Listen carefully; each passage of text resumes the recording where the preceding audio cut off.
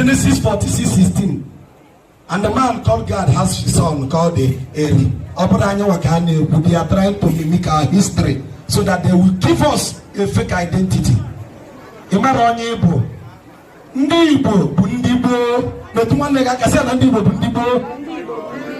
Ịnọ na mgbe ebi kala aka. Ụwa niile na-achụ m ka egbuo, kedu ife na-achụrụ m ka egbuo? Emelu m osi sisa n'ụwa niile.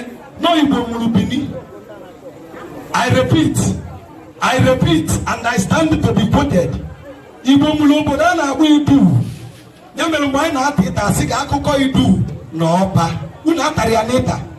To recount ka e wee lote ife ndị nna ya ochie gabigalụ mgbe ndị ọgịsi ụwa gwụrụ anyị. Mana ị mara onye Igbo. Asị gị na eze Chukwu Emeka Eri si idu wee pụta.